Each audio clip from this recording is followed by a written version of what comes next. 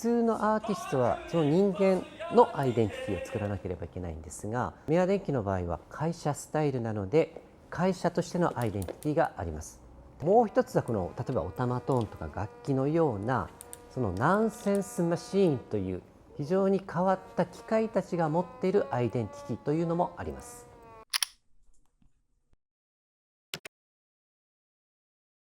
明和電機代表取締役社長土佐信道です。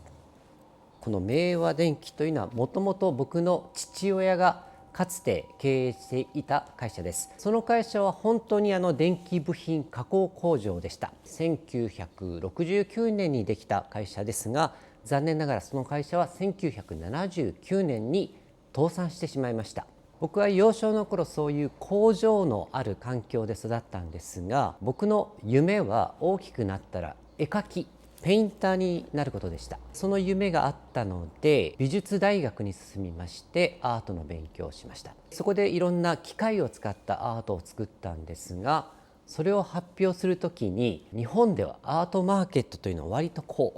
狭いマーケットなので、もっと広く大衆に自分のアートを広げるためにはどうすればいいかなと思った時に、父親のかつて経営していた明和電機というこの会社スタイルのアーティストの方が受けるのではないかと思い、この名前を選びました。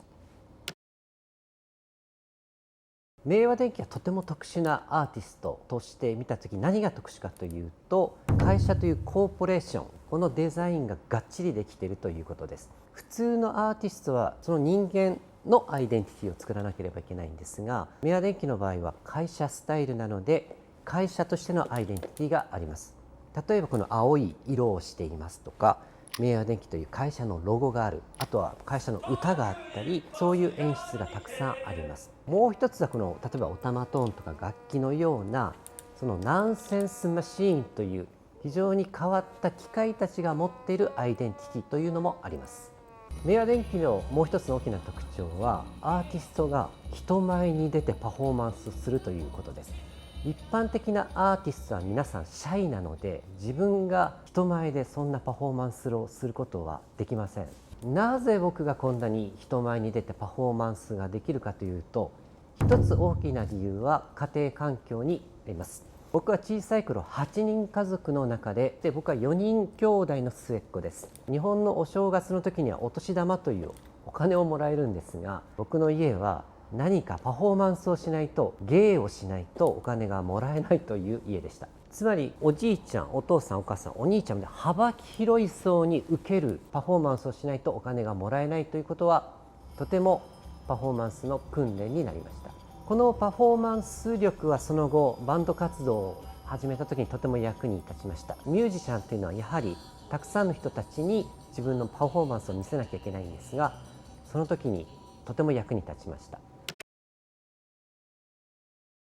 ナッキシリーズは、僕が大学の修了制作で作ったものが出発点となっています。その時のテーマは自分とは何かというのがテーマでした。自分で自分を考えるというのはとても難しい問題なので、その時僕は自分を魚に置き換え、その魚について考えたことを一つ一つ道具にしていこうということを行いました。これは明和電機が始まる前にスタートしたアートです。なので明和電機の影響は全く受けていません。このナッキシリーズはでもテーマとしては自分とは何かというのがとても大きくその後も続いていました。ナッキシリーズの中から唯一生まれたプロダクトは魚のコードのナコードというものだけで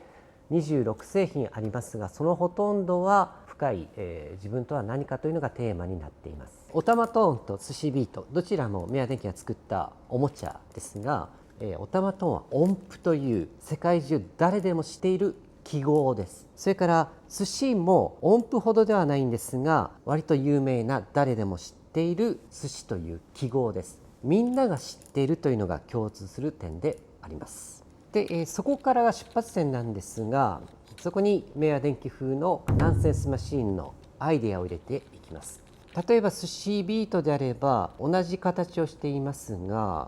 音がそれぞれ違います。ワン、ツー、寿司ゴー。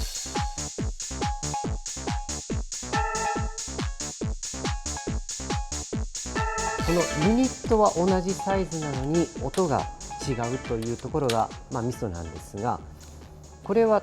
僕的にはとても日本的な感じがします。それは日本には、幕の内弁当とか箱の中に何かを詰めていくというのが日本人は大好きで、そのモジュールといいますが、同じ形のものに何かを詰めていくモジュールというのがまずアイデアとしてありまして、これを作りました。僕が作るアート作品は作ってそれを鑑賞するだけのアートではなくて、道具や機械という作った人がそれを使って見せるということをしないとわからない作品を作っています。ミヤ電機のパフォーマンスは道具や機械を人に見せるというためにスタートしました。例えばこのオタマトーン、置いただけでは彫刻作品になってしまいますが、それを使うことによって、パフォーマンスができます。このステージパフォーマンスはどんどん進化していきました。機械はもっと複雑になり、コンピューターが入ってきました。するとコンピューターと機械が勝手にパフォーマンスするステージができてきました。人間はいなくても勝手に演奏、ダンスを踊ってくれます。ところが一つ大きな問題があります。ロボットステージだから完全に人間はいらないと思いがちですが、全く逆です。こういうステージを再現するにはメンテナンスが必要だったり、それを修理したり、それから運んだり組み立てたりというとても人間の力が必要になってきます。ステージのパフォーマンスの最中に壊れたりします。するとそこで人間がそれを直さなきゃいけないというハプニングが起きます。このハプニングが僕はとても大好きで、それがやめられなくてパフォーマンスをやっています。だからテクノロジーが進むことは自動化や人間がいらなくなるのではなくて、進めば進むほどそれをメンテナンスする人間が必ず必要になるということだと思います。